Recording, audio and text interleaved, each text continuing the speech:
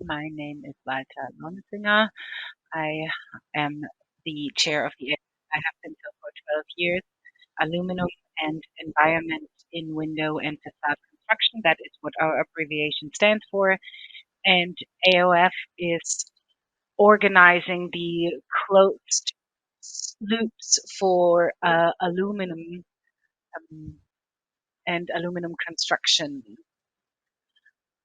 I wanted to start to talk about the overall situation of aluminum before I talk about the thing in more detail. The window construction industry has been familiar with the topic of sustainability for quite some time. Since the 90s, I would say. Recycling in PVC area has been practiced very responsibly for quite some time, and we will learn about that later on. So this year we're celebrating the 20th anniversary of the IUF and um, other organizations. So I have 4 points, how according to which I would like to structure my presentation, some figures and facts, primary and secondary aluminum, the corresponding goals of the AUF, and the organization of closed loops of this material. Right. Aluminum, this is what is said, is after oxygen the third most frequent material after oxygen and silicon. We all know that there is only bauxite in the earth. So 8% of the aluminum being part of the world's hull is not something that we came up with. It's a number that we got from the Federal Ministry for Construction.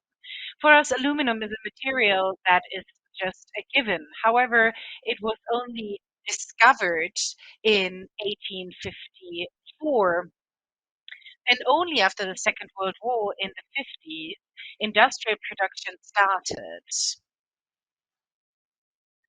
And also, what might be important, still 75% of the aluminum ever produced are still in full use. So from those beginnings in the 50s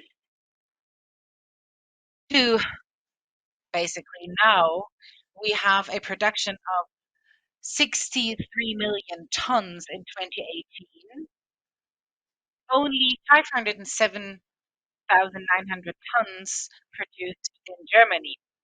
However, out of those 63 million tons, 73% originated in Asia, 25% America, and only 60% in Europe. So this truly shows us our dependency of imports when it comes to primary aluminum. And if we now look further down the slide, we see that 19 million tons every year are pushed on the market as recycled aluminum. And once again, here you can see 85% emerge in Asia, 8% in the US, and 30% in Europe. In Germany, roughly 700,000 tons secondary aluminum were produced. So what does that mean? Well, we need to ask ourselves, how can we make sure that we can keep more of the aluminum already in use here on the German market? And there's something very principled that we have to say about that. The demand for aluminum is increasing every year because there is a high demand for light construction. And basically, a loss-free recycling would reinforce the long-term benefits of aluminum in the product cycle. This does also mean that we must know that 4% of the aluminum used in Germany is used for export production, so it's then not available for the German market anymore. So if you look at this slide in more detail, you can see that there are different years that are used to and base my numbers on. So 2016 all the way to 2020.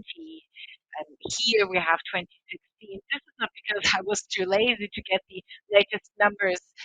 It's just that we don't have the same numbers and slides available in the same quality for the latest year, or for the latest update. But I still think it can give us a proper overview. So 48 to 50% of those roughly 3.3 million tons that are used for construction in Germany every year are used for traffic and road construction, but also bicycles, machine engineering, railroad. So nothing is working without aluminum, right? So the second largest area for aluminum use, with roughly 500,000 tons, is construction. It's the construction industry. And then we have in third place 150,000 tons, which is construction. So door, windows, facade. So those are the numbers, as I said, from 2016. So you could probably or very well assume that we have an increase in this segment of 10 to 50%. Great. Now, I already used the concept of primary and secondary aluminum. Here you can see from bauxite, we make aluminum oxide, and then with a lot of energy requirement, this is turned into primary aluminum.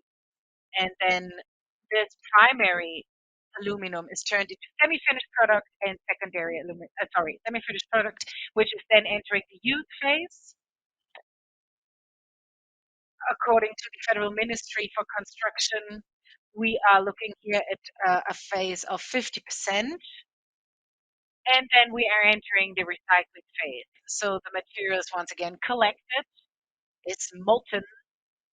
Ideally, it is pressed once again and then used for profile manufacturing. In Germany, we roughly have 700,000 tons entering the recycling process. So roughly 15 to 20% more than primary aluminum is produced. The recycling quota in the traffic industry is at 95%, in the construction sector over 89%, and in packaging roughly 90%. And when it comes to aluminum beverage cans, because we have a certain return system, the rate is at roughly 99%.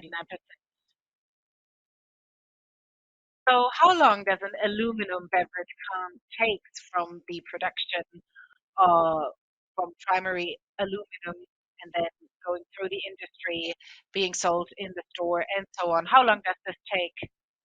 Roughly 6 weeks. So basically no time, right? So we've seen primary, secondary aluminum, and that especially primary aluminum requires a lot of energy. What you can see on this slide here are 13 kilowatt hours, which represent the average of worldwide production. In Europe, is the energy consumption for aluminum at 8 kilowatt hours, and this is mainly happening in Norway. So 95% of this energy is produced from hydro energy, so this means renewable energy. At the same time, aluminum, and this is also something that the industry needs to understand, produces relatively high CO2 emission.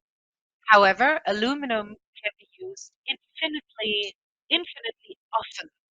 It can be recycled over and over again with no loss in quality.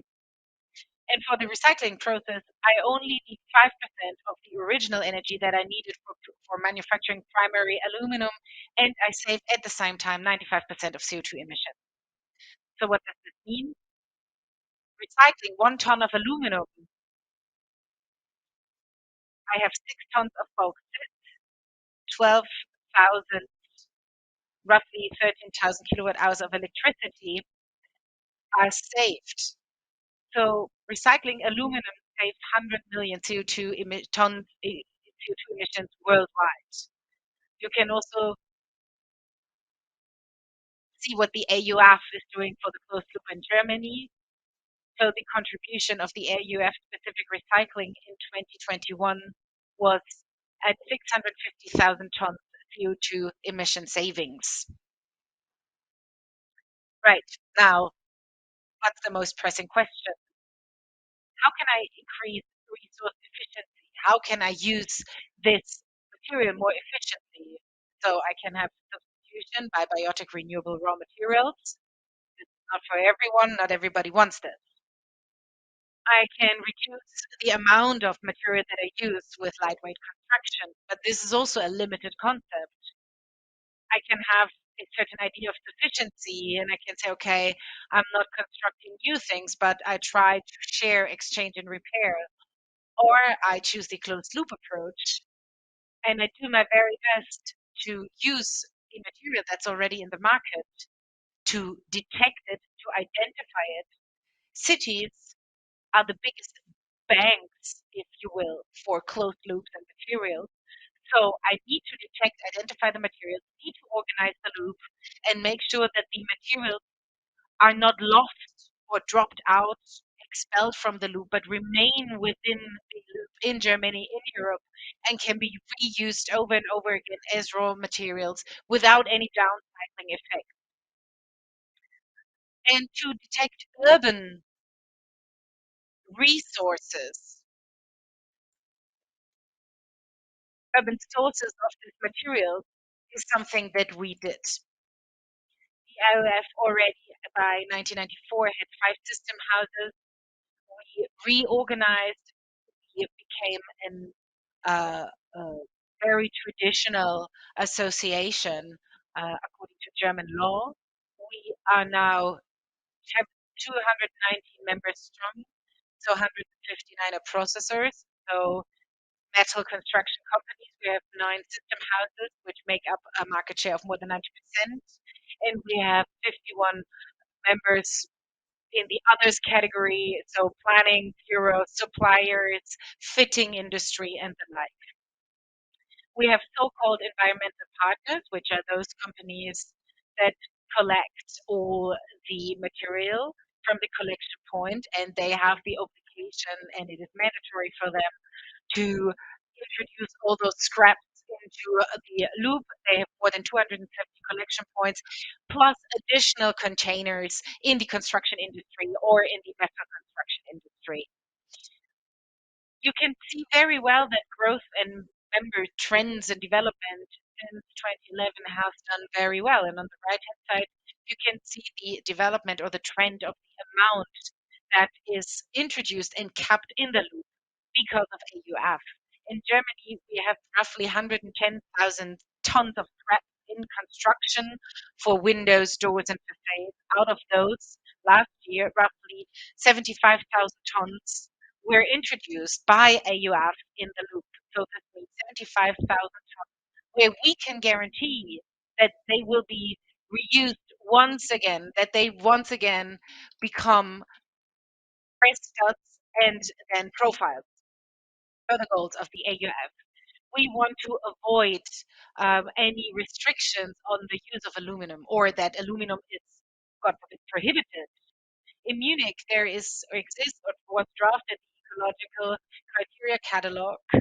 Those who are dealing in Munich know about that. They, the city of Munich, were of the impression that aluminum is prohibited at a large scale, but this is not the case. We are in close cooperation with the Department of Urban Planning and Building Regulations. So it is still a material that is approved as long as not the entire facade is cladded with aluminum. In Berlin, since 2018, new standards have been introduced for the construction of schools. And here it also says that aluminum for outer windows, exterior windows, and facades are not mentioned here, just windows and doors is not permitted anymore. However, the Senate has no objections to the use of aluminum. You just need to clarify this point. And this is also a point or a thing that a task that the IUF says that we want to tackle and to ensure that we have proper exchange of information. So What would be reasons against the use of aluminum? We don't want to compare ourselves to other materials like PVC, wood, and say, okay, where are the pros and cons of each material? But let me tell you, aluminum corresponds or meets all criteria for the coping system for sustainable construction. Aluminum construction in the construction industry are, for the majority, cradle to cradle certified. They are 100% endlessly often recyclable on the same level, in brackets, upcycling. This is not a term that was coined by the AUF, but by Professor Baumgart. And he used this idea to say, okay, if you have to use material, then this is the right approach. Upcycling is the right approach. And also, the Federal Ministry of Housing, Urban Development and Construction has no objections against aluminum. To the contrary, they welcome it. And if we have the opportunity here to present ourselves, introduce ourselves here in this great forum, I would like to call on planners, clients, decision makers, and metal workers to ensure that materials and scraps, repurposed scraps, are or have to be introduced into a closed loop when it comes to aluminum. And this should also be a requirement specified in the tendering process. Of course, we're not only talking about sustainability, we really want to contribute to it. So we are promoting urban mining, which can help to mitigate the effects of the necessity for importing uh, importing resources. So we want the materials to stay in the market. We organize product-related and area-wide take-back and collecting, reprocessing processes in Germany. And we guarantee, and we can prove that these recyclable materials remain in Germany or in Europe. Our goal is to protect the environment, to protect the population, to reduce costs, but also to strengthen the economic area of Europe. And once again, we defend a stronger focus on the closed loop through corresponding requirements in the specifications within tendering processes. And those requirements have been specified by IUF. And in order to prove that everybody organized in AUF is participating in our system, we do not only have the membership, but we have an annual certificate that we issue to companies that are a part, a member of our association and also maintain the closed loop. If a company cannot prove that they contribute to the loop, they are not certified. So a very brief summary here. Aluminum or bauxite, which corresponds to aluminum, is infinitely available. What does this mean? Infinitely. Those bauxite resources that we have today will last for the next 150 years to 200 years by the exploitation rate that we have today. And if we were to add the resources that we haven't found yet, then we're talking about a reach of 300 to 350 years. And then I think we should be able to operate with the already existing aluminum material, not bauxite, already existing aluminium, so that we can keep the material in the loop. Secondary aluminum, so recycled aluminum, requires 95% less energy than primary aluminum and has 95% less CO2 emissions. I already said it. It can be endlessly recycled and we can maintain it in the European market. And the metal construction industry must make every effort to increase the proportion of closed loop materials to as much as 100%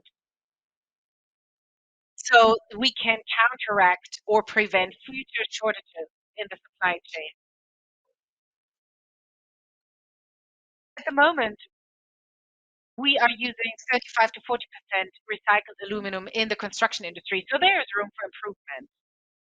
Here, once again, we have the loop all around the world, what it would look like, so that you have a little bit of a visual representation. And here there is a slogan that a lot of people in the construction industry might be familiar with. Namely, everybody responsible in the construction industry today must ask themselves, am I really actively involved in sustainability? And am I supporting industry activities? So join us in making ourselves less dependent of the supply of raw materials. Because every drop wears the stone and every ton of aluminum scrap becomes new profiles again if we keep it here in our market. But this works only if we all contribute to it. So everybody's talking about sustainability, IOF and our members. We are making sure that it is actually lived. Thank you very much.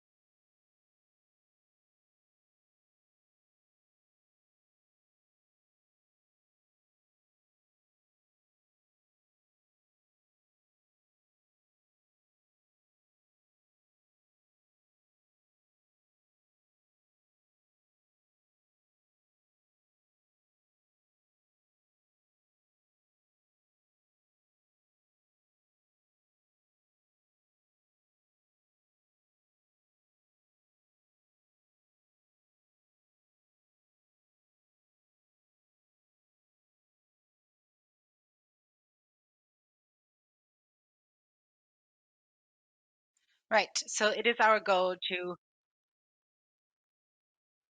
obtain those materials. Of course, we were always focused on cooperation and networks. I mean, waste is not on its own transported to the plants. You have to do something for that. So this is similar with aluminum. And from the beginning, we strove for those cooperations and followed or made sure that they can help us to get the material into the loop. So the question is about to increase the amount of old windows in the recycling process and also to communicate our recycling processes in a transparent and credible manner to the public. So Rewindo is a GmbH, even if it is working more like an association. So we are the leading window profile manufacturers in Europe, from A to Aluplast to B to Voca. So they are representing the Rewindo system. Rewindo is now also a part of the European Sustainability Program of PVC, um, which is BioPlus and HEPA.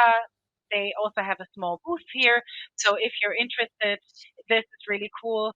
And we are also a EPA member and are very committed since its foundation for to European cycling. So a couple of sentences about our commitment, voluntary commitment of the EU PVC industry. It has been around since 2000. And in this program, we specified concrete targets for sustainable development along the value chain from raw materials to recycling. And they're also part of the CPA. I know a lot of abbreviations, so Circular Plastics Alliance, that is was founded under the auspices of Mr. Lederman in order to maintain valuable raw materials in the recycling processes and turn them into new products once again. So this is probably similar to what we've seen with the colleagues from AUF.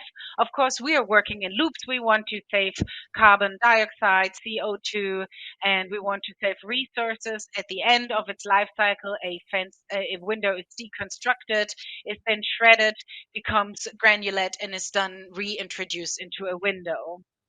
So in practice, we focused on cooperation from the beginning beginning, we wanted to find recycling companies that can master the technological challenges of recycling. So we have now 9 audited recycling and logistics partners, 3 of those in the international business, Belgium, Austria, and the Netherlands. I mean, you can read the names here on the screen. They guarantee that the material is recycled in a high quality manner. They are audited according to our standards as an association, and they can produce the recycled products according to our standards so that they can be used once again as profiles. So we have different container systems. We have 40 cubic meters. We have special boxes. We have factory disposal. We have the option to dispose right on the ground at the construction site. So those are different examples. I don't want to go into any detail here, but what I would want to say is, so we have 2 different approaches here. One is the collection system. So our partners are collecting the scraps on the construction sites, and then immediately they are forwarded or transported to the recycling plant, or you can get your scraps to one of the collection points. We don't have as many as the AUF, but we're working on it. They are part of our overall system, of our overall logistics system. Currently, we have 60 locations where you can bring your scraps, and they are spread out around the region that you can see here, but we are mainly focusing on our collection system, so picking up the material at the construction site. Those who want to have a little deep dive in technology, so how is this working? How to recycle old windows, on plastic windows, old plastic windows? This is a process that is basically fully automated, so there's very little manual work involved. So the material is delivered and weighed, is then shredded, so this already gives you a volume reduction. Then you have typical traditional metal separation, Fe metal segregation, Fi metal segregation is the first step. Then you have the different separation processes, so separation of glass, further metal, rubber, and the like. And then as the last step, you have the regranulation process, which again brings you a recycled, recyclable material that you can use. And then you have the different particles that you can recycle out, if I may say so, which are then introduced in the production of new plastic profiles. So looking at the amount of volume development, this is quite a pleasing trend. When we founded Rewindo in 2002, we had old window recycling around 400,000 tons. Now we are looking at 42,000 tons and a little bit more. So pure PVC compound after recycling that we can reintroduce. So this represents 2.5 million old windows that were recycled last year. And looking at the existing situation, we have more than 100 million old windows that we would like to mine, if you will, if I may make reference to urban mining. And for that, we need to have certain preconditions fulfilled, like the renovation rate that needs to be met. And we need to be ready to actually be able to recycle those long-lasting products. Along with the somewhat more than 42 tons of old windows that we are recycling last year, we have also recycled approximately 106,000 tons. And there is also the so-called secondary use, the use of approximately 2,660 tons. The recycling rate, this is not like accurate. I think we have improved even more. For 2021 today, it is 88% based on the volume that could have been recycled. So we see that we are now at a very high level. It's a similar range as with respect to other materials, for instance, also glass or paper. So in the last 20 years, we have really seen an outstanding development, a great quote that was only reached by the PET bottles. These are the only ones that are a little bit better than we are, but they have 88% of a recycling rate, and this is something that is audited and is submitted to the federal authorities as well. So I would say that we have done a good job in the past 20 years. Similar to what Mr. Lonsinger told us a minute ago, all of the quantities that we are recycling are also certified by independent third parties. This is very important. It is also important to show that to the customers, but also to the policymakers, because there are those quantities that we need to prove, which we do by means of these certificates. So, of course, this is part of our job as well. Rewindo is, of course, also dealing with all questions subject to marketing and public relations. So, from the very beginning, we have not only established the recycling certificate or deed for our partners, but it is also some sort of agreement, as we put it, for the partners that are also joining forces with us. We have approximately 400 companies building residential buildings that are using this system. They not only get this one certificate, but they also undertake, based on this so-called agreement, that their old windows will be put into recycling. We also support that by a campaign with different advertisements from the very beginning, from scratch, where we try to show this idea, this witty idea that tries to motivate people to make them join us, because it's often being asked whether we can somehow translate that into tonnage or gram. That's very difficult. But of course, we are asked very frequently when exactly the next ad will be published, because they always like the ideas that we try to visualize here. Then we have some reference projects as well. This is what we do in our everyday life. These are the things that we experience in practice. We document all that, and we also reach out to the media. And there are some major projects of Vonovia in Bremen with more than 3,000 residential units, or cities such as Aachen, Schweinfurt, and Wuppertal. Whenever they have a press event on site, of course, the feedback is huge, because it's not only the specialized technical press of media, we also have the regional TV channels, and they say, okay, we just wanted to have a look at recycling in practice. And we are, of course, very thankful if our activities are also talked about and reported in those TV shows. But that's not yet the end of the story for us. It's very important to see that this is one of the big experiences that we've made from the very beginning, namely that recycling should also be incorporated in research, in teaching, in training. And I like telling this one story, because we reached out to the demolition companies, and they did not really understand what we were up to. For us, it meant that it is not just, demolishing a building and, just making it vanish. No, it is rather about degrading a building. And you can see the manual for demolition work. This is, so to speak, the Bible for a mechanic in this field of expertise. Nowadays, they learn that old windows made of plastics material can be recycled. And he knows that later, when he will be standing next to a construction site, that these materials can be sort of degraded. And that's another nice success that we have seen.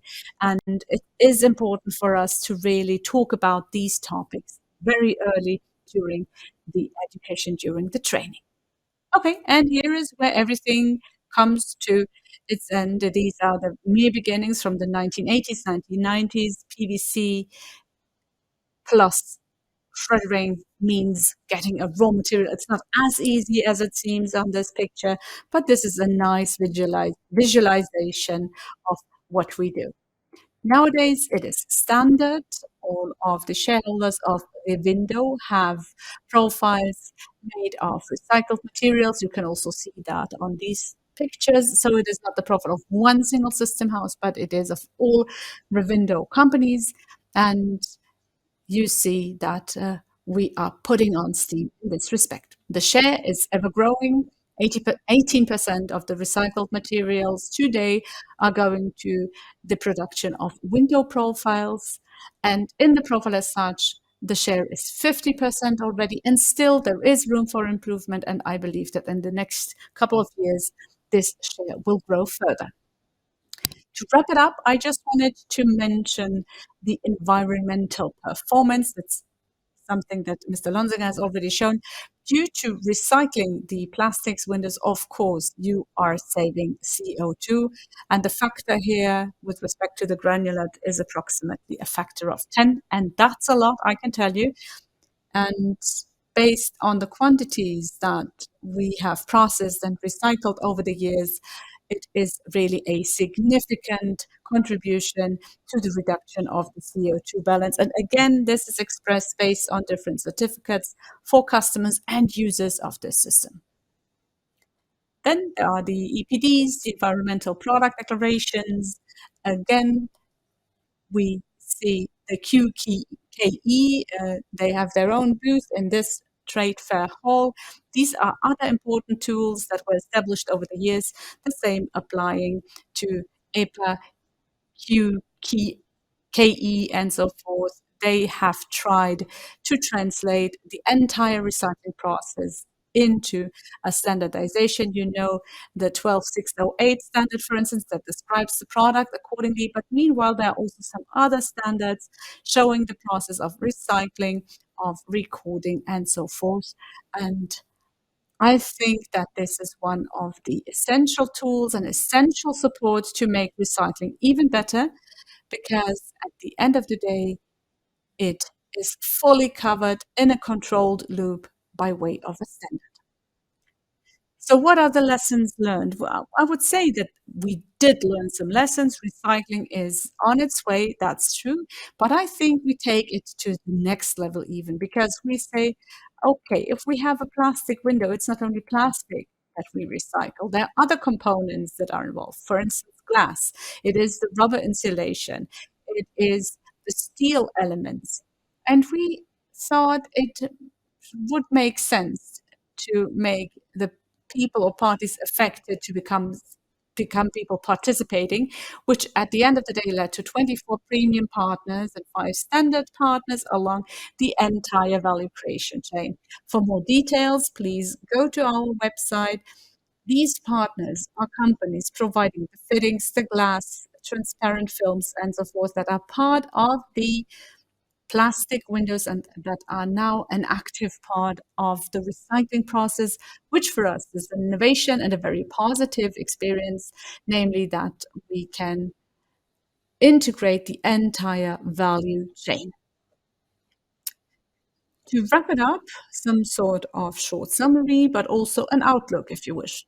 For us, it is important to realize accommodation that can be afforded, also with plastic windows, including recycled substances, recycled materials, that this backlog and refurbishment is eliminated because it's better to refurbish than to build a new. We can save energy and we can protect the climate with modern plastic windows. And closed loop, the closed loop is another important part of the circular economy. This was it, very briefly. Thank you so much for your attention.